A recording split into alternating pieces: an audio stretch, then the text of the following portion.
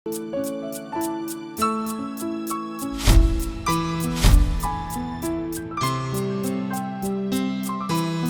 તમે સંસ્કૃત બોલી શકો છો? તમને સંસ્કૃતમાં વાત કરવાનું ફાવે છે? તમે કહેશો કે સંસ્કૃત ભાષા તો અઘરી છે, એમ ક્યાંથી આવડે? ના, એ વાત ખોટી છે.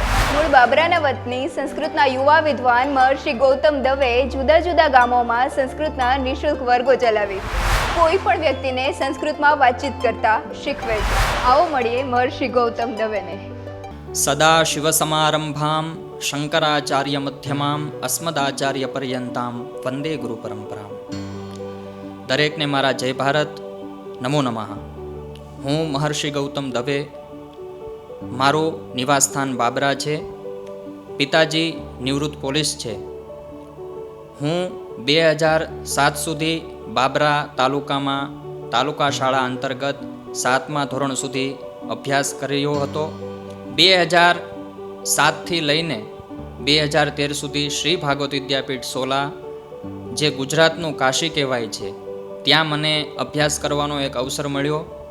એ અંતરાલમાં ગૌ સેવા, શાસ્ત્ર સેવા, ભણાવવાની પણ સેવા મળી, તક મળી.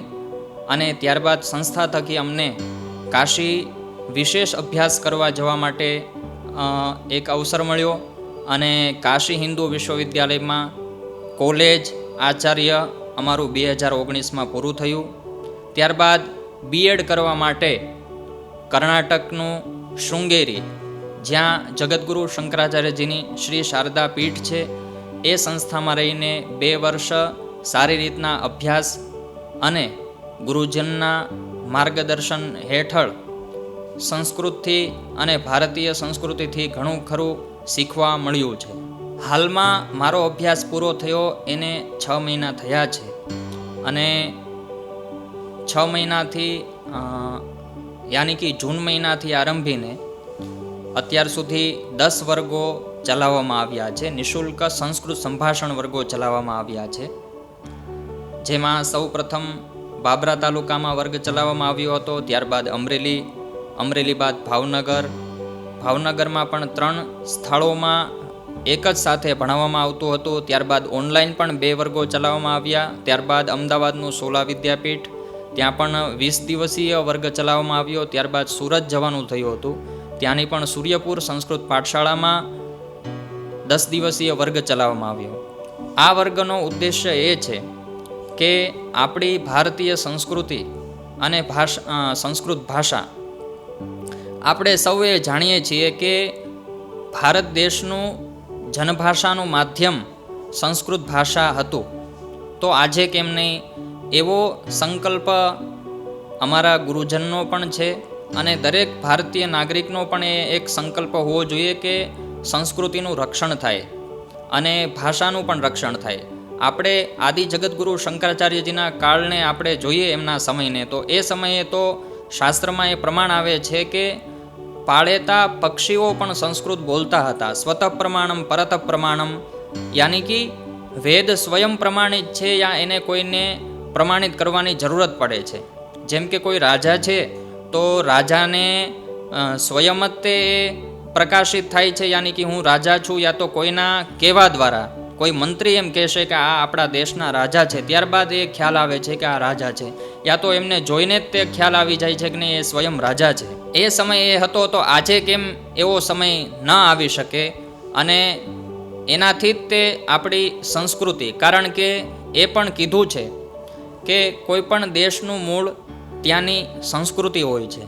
સંસ્કૃતિના રક્ષણથી જ તે દેશનું રક્ષણ થઈ શકતું હોય છે.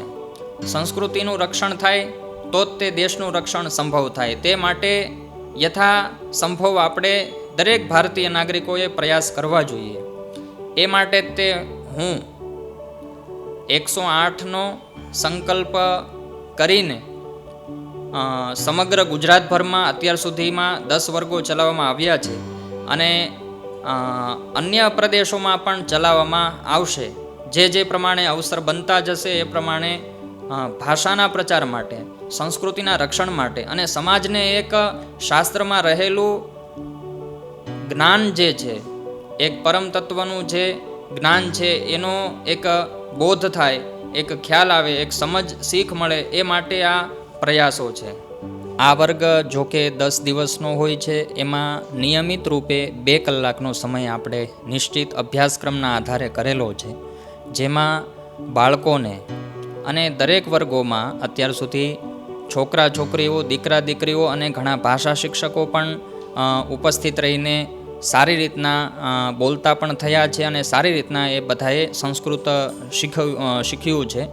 તો હવે વાત કરીએ કેવી રીતના ભણાવવામાં આવે છે. તો સૌપ્રથમ તો આપણે જોઈએ તો સંસ્કૃત ભાષા દરેક ભાષાની જનની છે, યાની કે દરેક ભાષાની ઉત્પત્તિ સંસ્કૃત ભાષાથી જ થઈ છે. તો દરેક ભાષામાં આપણે જોઈએ, મરાઠી હોય, ગુજરાતી હોય, હિન્દી હોય, ઘણા ખરા શબ્દો એવા હોય છે કે જે મળતા આવતા હોય છે. જેમ કે કાર્યક્રમ શબ્દ છે તો એ પણ સંસ્કૃતમાં પણ કાર્યક્રમ એવો જ શબ્દ છે, ગુજરાતીમાં પણ એ છે. જલમથી પણ આપને ખ્યાલ આવતો હોય છે. આકાશ બોલીએ તો પણ અધિકતર આમાં શું થતું હોય છે, સૌપ્રથમ પરિચયથી આપણે અભ્યાસક્રમનો આરંભ કરતા હોઈએ છીએ. જેવી રીતે મમ નામ ગૌતમ, મારું નામ ગૌતમ છે. ભવતઃ નામ કિમ, ત્યારબાદ વિદ્યાર્થીને પૂછવામાં આવશે કે આપનું નામ શું. અધિકતર આ વર્ગ દરમિયાન 5 કૌશલો છે, શિક્ષણના 5 કૌશલો છે, છતાં પણ આપણે વધારે 2 કૌશલો ઉપર ધ્યાન આપીએ છીએ. એક તો ભાષણ અને બીજું શ્રવણ.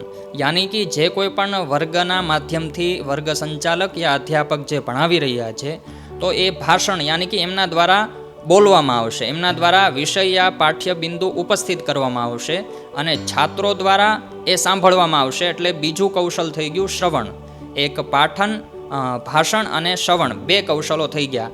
મુખ્ય વર્ગના 2 પાયા છે. આમાં વિદ્યાર્થીઓને લખાવવામાં નથી આવતું, એને અભિનયના માધ્યમથી ભણાવવામાં આવે છે. અભિનયના માધ્યમથી યા એને આપણે એ શીખવવું છે કે પાણીને જલમ કહેવાય, તો પાણીનું એક ચિત્ર હશે, એના નીચે જલમ એવો શબ્દ પણ લખેલો હશે. યા તો એને કોઈ વસ્તુ દર્શાવીને એને તરત જ ખ્યાલ આવે. એને વસ્તુ દર્શાવીએ આપણે, જેમ કે સાબુ છે તો સાબુ આમ દેખાડીએ તો બધા એને પૂછવામાં આવશે કિમ અસ્તિ, તો એ જવાબ નહીં આપી શકે.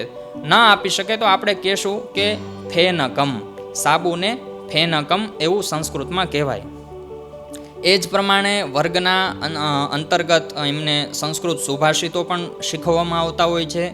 સંસ્કૃતમાં રહેલી સારી સૂક્તિઓ, સારો ઉપદેશ, કથાઓ અને ભાષા માટે ઘણા ખરા જે ઉપયોગી એવા જે પાઠ્ય બિંદુઓ હોય છે એ પણ એમને વ્યાકરણ તો જોકે દરેક ભાષામાં કઠિન હોય છે. આમાં પણ વ્યાકરણના ઘણા ભાગો છે, 7 વિભક્તિઓ છે, 7 વિભક્તિઓ છે અલગ અલગ, નોની, નુના ઇત્યાદિ. પણ એકદમ સરળ રીતે એ વિદ્યાર્થી શીખી શકે, યાની કે અભિનય માધ્યમથી તે વધારે ભણાવવામાં આવતું હોય છે. સંસ્કૃત ભાષાને દિવ્ય કીધી છે, મધુર કીધી છે અને કર્ણપ્રિય કીધી છે. જે સાંભળવી પણ ગમે છે, બોલવી પણ ગમે છે. જેવી રીતના આપણા ઘરે કોઈ મહેમાન આવે છે, અતિથિ આવે છે, તો આપણે સરળતાપૂર્વક આપણી માતૃભાષા ગુજરાતી છે તો આપણે બોલીશું આવો, બેસો, પીવો પાણી. તો એ જ સ્થાને આપણે ફક્ત બોલવાનું છે આવો માટે આગચ્છતું, બેસો માટે ઉપવિશતું, પીવો માટે પીબતું, જલમ પીબતું. શબ્દો બધા એ જ છે, પણ અધિકતર આમાં 3 લિંગ દરેક જેમ ભાષામાં હોય છે એ પ્રમાણે પુલ્લિંગમાં અધિકતર શબ્દની પાછળ વિસર્ગ આવતો હોય છે. જેમ કે રામઃ, કૃષ્ણ, ચષક, સ્યુત.